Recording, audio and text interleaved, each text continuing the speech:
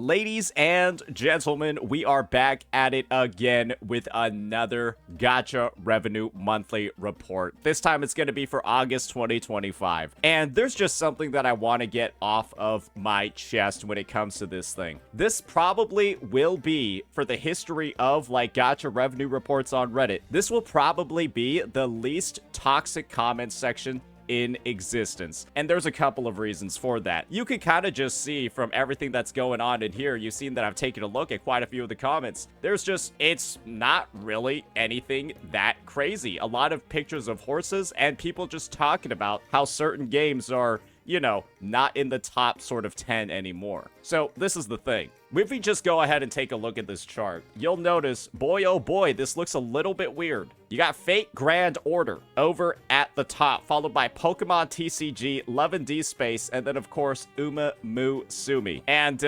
let's just be honest here, ladies and gentlemen. The numbers, specifically for Hoyoverse games, knowing that this is a mobile revenue chart, the numbers for the Hoyoverse games are sort of a bit lower than I think what a lot of people have expected, right? And this is the thing, right? Games like Honkai Star Rail, games like Genshin Impact, they're a lot more accessible for mobile players, especially games like HSR, where all you need is like half of a pulse, and then maybe like 2 IQ points, and you can clear Memory of Chaos, right? So it's like that whole situation is like going on over here. As long as you know, pull all these different characters, you get the same experience on mobile that you do on like every other platform. 3-button game, that sort of deal. And for others on the list, specifically, I'm talking about titles like Zenless Zone Zero and Wuthering Waves, not really as much flexibility, right?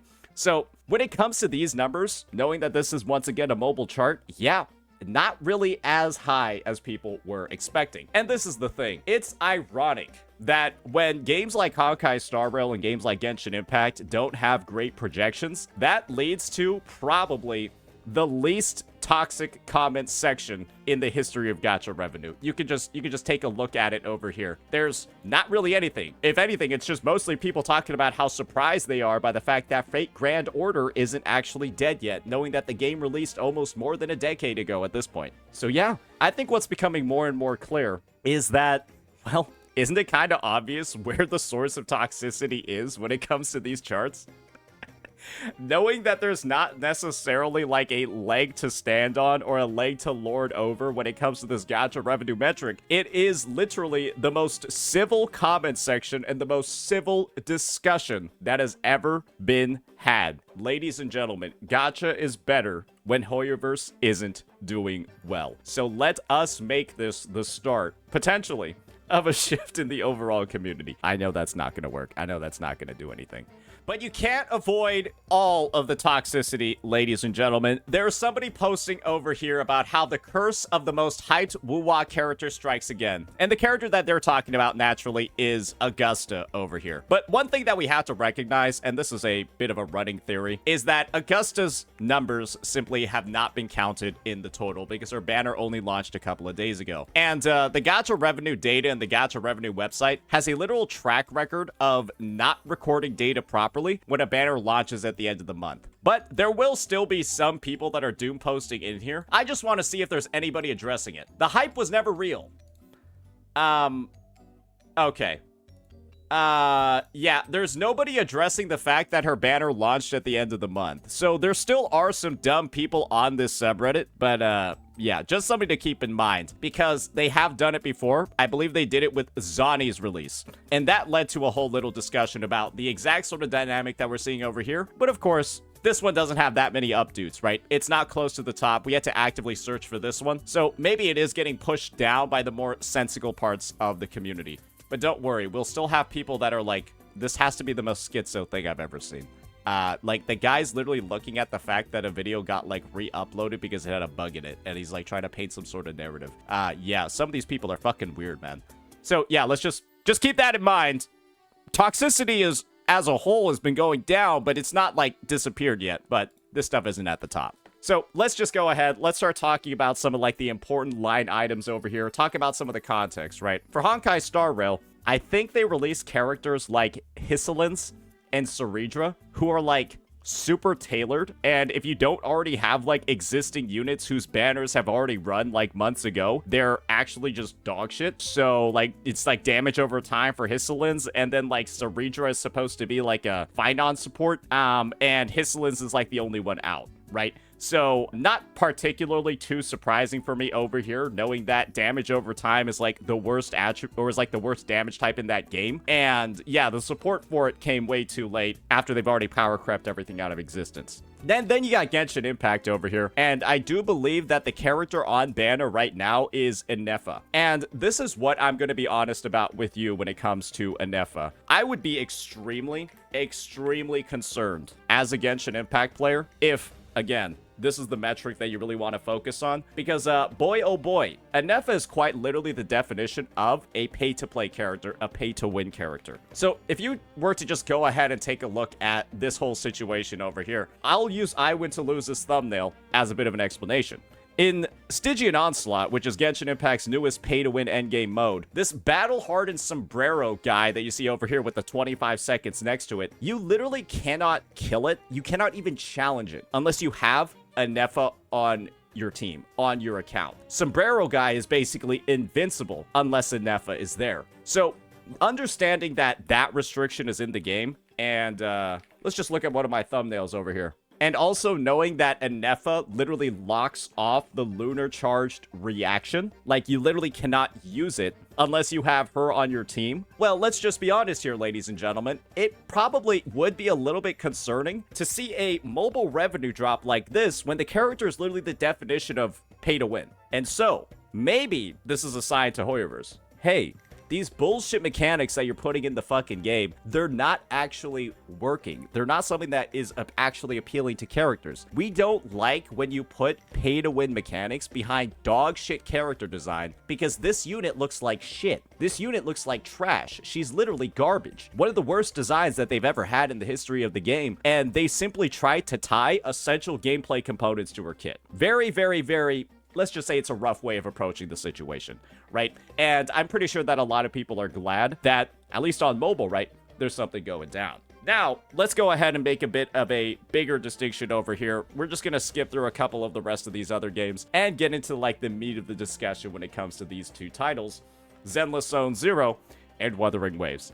I've made this statement a bunch of times, but I still find the need to reiterate it basically every single time we are covering these charts. Zenless Zone Zero and Wuthering Waves, using mobile revenue as some sort of like indicator of their overall success is an absolute disaster. It kind of would just show and kind of frame you as somebody that has never actually played either of these two games, or even given an attempt to understand the types of players that it has. Because I'm just gonna be real here, ladies and gentlemen. These games suck fucking ass on mobile. They're bad.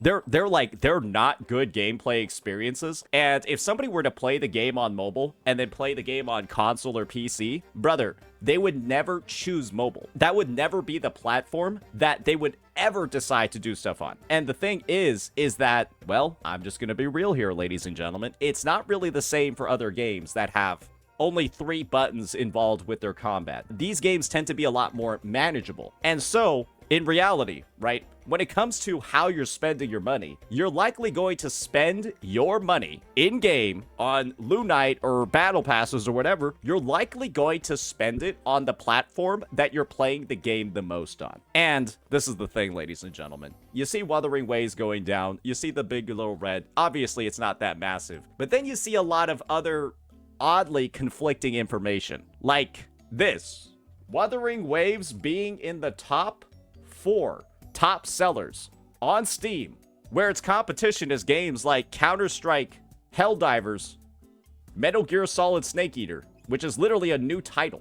Then you also have this situation over here, ladies and gentlemen. Clearly, I think that this speaks volumes about, well, how popular the game actually is on PC. You can also look over here and you can see the kind of like, oh, that's a kind of a big injection of players. They're almost doubling their player count and then also maintaining it as the weeks go on. So it's like people are joining and then they aren't quitting because the numbers are kind of saying the same. That's not really indicative of a game losing performance either. And you want to know the best part about all this? Steam isn't the only platform where you're seeing a lot of success on the PC. Are you ready for this one? Yeah, those are the top selling free-to-play games on the Epic Store. The competition that Wuthering Waves has on the Epic Store, ladies and gentlemen, is Fortnite. Do you guys want some data and statistics on Fortnite? Let's just take a look. According to this website over here, businessofapps.com, I don't know how legitimate it is, but it does look like it has like a lot of official information. You can see over here that while the revenue has been fluctuating, Fortnite literally earns billions of dollars every year. Sure, it might range from like 5.4 to like 3.5 billion, but it literally makes billions of dollars a year via the Epic Game Store. And if that is the only game that is ahead of you, I have to imagine you must be making a pretty decent amount of money. You must be making, at the very least, a decent amount of cash if your only competition for the top 2 spots is Fortnite. So, this is the thing. Wuthering Waves clearly has all of the examples of where it has seen a massive, absurd amount of success on other platforms. And this is sort of the unfortunate part about the situation, ladies and gentlemen. You cannot make the same argument, and you can't necessarily say the same things for ZZZ. Because guess what? ZZZ is only really available on, well, let's just be honest here. It's only available on the Hoyo on the Hoyo platform. That gives no visibility. It gives no insight for as to, you know, what the top sellers are, all of that stuff. It's not available. And the thing is that every single example of Wuthering Waves, whenever a new version launches or a new version releases, it is always at the top selling spots. It's always in the top selling spots on Epic Store. It's always within like the top 10, in this case, the top 5 for Steam. That is something that regularly happens with the game. But for ZZZ, I'll be honest here, if it did have those like outside metrics to look at, that would be something that I could talk about. But unfortunately, it's just not there. And so if you're somebody that's a ZZZ player, right, that's maybe like, oh, I'm not too comfortable, or like I'm like a little bit concerned about this, well, there's no reinforcing or like external sort of data that can help reassure you. So yeah, I'm just gonna be honest here. Little bit rough. And it's rougher knowing that these numbers, whatever's involved with it, right? I think it's like the release of like Alice. I think it's also the release of like Yazuha. Like maybe a little bit of Yazuha's banner is counted in here. Yeah, those two are probably the most interesting characters that have come out in the game across this version. And 2.2 with Seed and Orpheus. I'm just going to be real here. I don't know how popular that one's going to be because I don't know who actually likes those fucking characters. I mean, maybe ZZZ will find itself on like an external games platform soon. I would honestly, it would probably make the most sense for ZZZ to also be on Steam and maybe the Epic Game Store as well. Maybe it is. Maybe ZZZ actually is here and we're just like not seeing it. But it's just, it really does seem like a title that probably could be there. Oh, ZZZ is on Epic? Oh, ZZZ is on Epic. Oh, just nobody plays it. Oh, it is on the Epic Game Store, but nobody plays it on Epic. Oh, at least nobody spends money on it. I'm assuming because nobody spends money on it on the Epic Store that nobody plays it, but maybe it has like an insane free-to-play population. It's just everyone plays it on the Epic Store, but nobody pays money on it. Surely that's what it is. Okay. All right. Yeah, maybe there's a screenshot of ZZZ when it pops up here. Maybe it's on like the last day of like a WuWa patch. ZZZ will creep its way up here. Anyways, now let's get on into and talk about some of the shady stuff that's clearly going on behind the scenes. Because, well, we gotta talk about the elephant in the room, ladies and gentlemen. And that is where all of this information and all of these charts actually come from. So, to provide some additional context for the situation that we're gonna be seeing over here, I'm gonna have to pull up this. So, this is going to be the Gacha revenue website, right? This is what it's going to be. And this website is curated by Trixie. And this Trixie individual has a bit of an interesting history, a bit of an interesting past. When, it's pretty clear, this is a Discord, Gateo's Discord, that Trixie is a member of. And Trixie has regularly posted in this Discord, and this is the most recent set of messages regarding the issue. Has PvP been posted on r/Gacha Gaming yet? Not yet, still reducing WuWa revenue.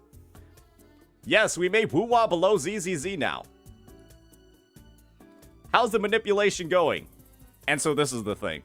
I don't know if these guys are joking. I don't know if they're just like lying on the public channel just for like some fun in the hopes that somebody's gonna like screen cap it and, you know, make like a bunch of claims about it. I'll address the fact that this could just be misinfo, right? I'll address the fact that this could just be fake, that they're just like playing a prank, that they're just like baiting. But I think a fact of the matter is that on this server, which is essentially a place where Wuthering Waves, whenever it's brought up, intentionally gets misinformation spread about it. I just find it very ironic that Trixie is a person that is publicly posting on that Discord. Very often, that's where they like publish their announcements, and that's actually where they get suggestions on how to improve the Gacha Revenue website. So you got to keep in mind, essentially, that whoever curates this chart is an active member, an active contributing member of a community whose mission is to literally shit talk Wuthering Waves at every single opportunity. That is who curates this chart. That is the background of the person that is compiling together all of this data. So with that context in mind, ladies and gentlemen, isn't it a little bit interesting? Isn't it just a little bit interesting how Wuthering Waves seems to have this track record on the Gacha Revenue website? It has this track record of its revenue simply just being stagnant or not moving in certain regions every single month. You got months like this where there's literally no change at all. Very interesting, right? Then you got months like right over here where we got like a nice little 6 million on Android, 9625 total, and then literally the same exact revenue number 2 months in a row. Guys, you see you see how it says over here 04 2025? Let me just move my camera real fast. You see how it says 04 2025?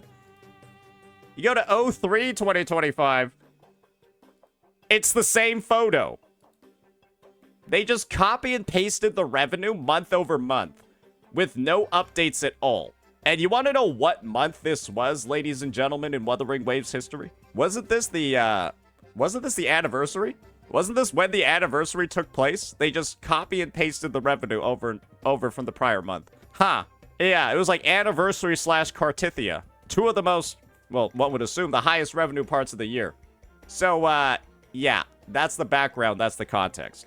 And so, we spent a lot of time talking about Wuthering Waves, right? Talking about its PC revenue, talking about all of that stuff, in case you were somebody that was thrown off about these numbers. But in actuality, ladies and gentlemen, we gotta come to the realization that there's no way there's no way these are accurate.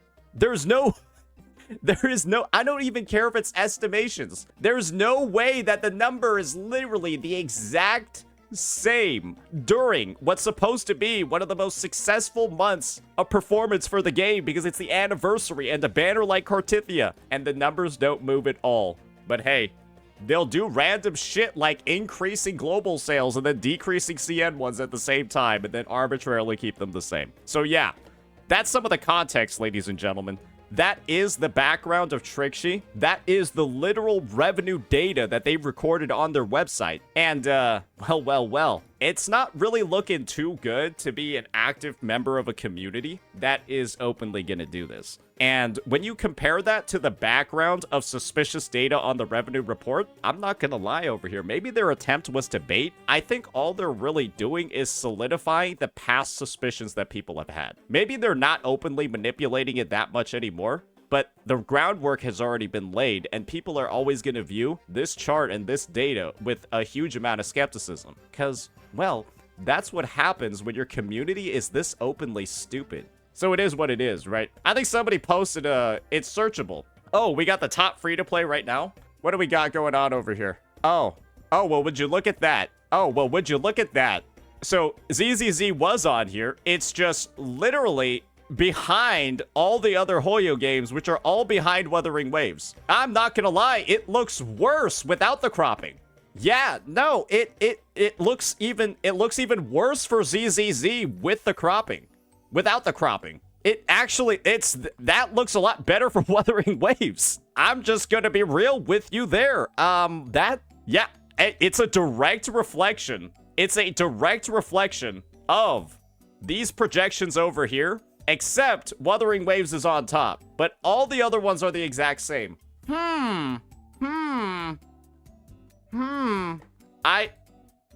I don't know, but this is the thing, right? I'm not going to go ahead and just throw it out there that the Epic Game Store is the indicator of a game's success. I'm not going to go ahead and say that, right? However, I will say that it is very, very, very interesting that it's Honkai Star Rail Genshin ZZZ on the Epic Game Store. It's also Honkai Star Rail Genshin ZZZ on the mobile projections. And then WuWa's on the bottom over here, and it's on the top over here. I'm just gonna say it. That's a little interesting, isn't it? That's a little interesting, isn't it? So I'm not gonna tell you what the right answer is over here. I'm just gonna provide you the information. I'm gonna provide you the observations. I'll show you the proof, and you can go ahead and make your own assumptions. Is Wuthering Waves gonna EOS, or is it actually doing a lot better? Now we got the Steam charts over here, and this is basically a realization that I think a lot of people should have. Wuthering Waves is no longer in the top selling parts of Steam right now. And there's a good reason for that. It's because Steam has a lot of competition, and Wuthering Waves basically has its banner over. It's still in the top 25, but it's not going to be in like the top...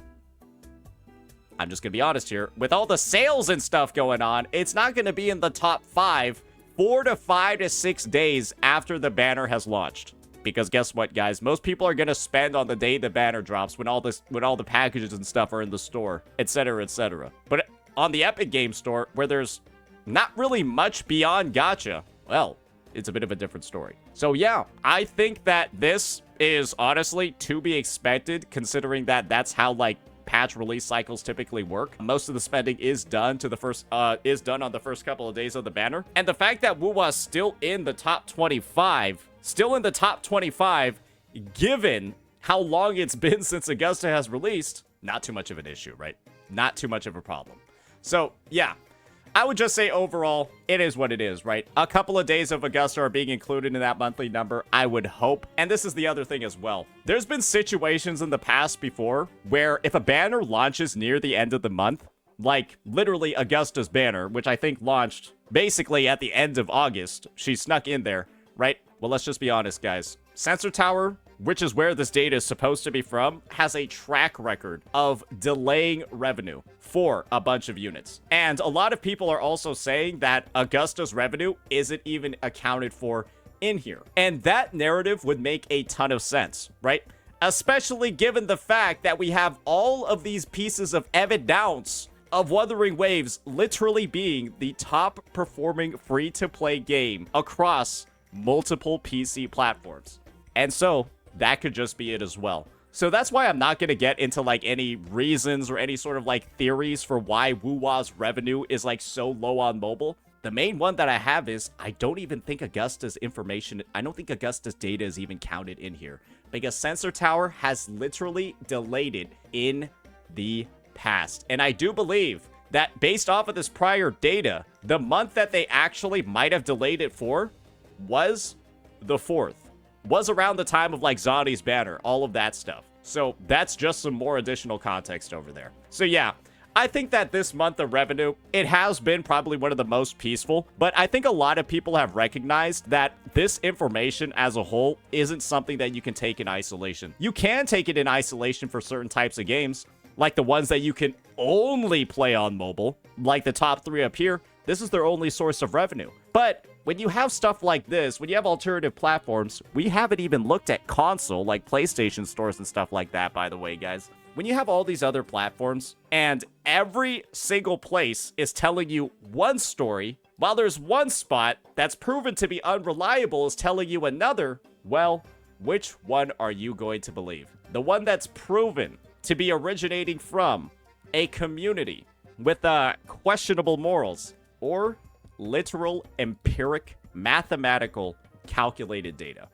Which one are you going to go for? I think I know which one I have a preference for. And I think you should have one too. So yeah, that'll be that, ladies and gentlemen. That will be our monthly Gacha revenue report for the Big Four and coverage of that whole situation. I'm going to be real here. I'm a little bit concerned about this title. I've already expressed it, though, especially with what's coming up in the future. And like I've said, right, there's not a lot of really bolstering evidence from other pieces of data to, well, bring it back from the accusations that are getting slung over here. So yeah, that'll be that for that one, ladies and gentlemen. Let me know what you all thought about our coverage today. Did I miss anything crazy? Was there some more spicy glue that I should have put in? Let me know in the comments. Peace.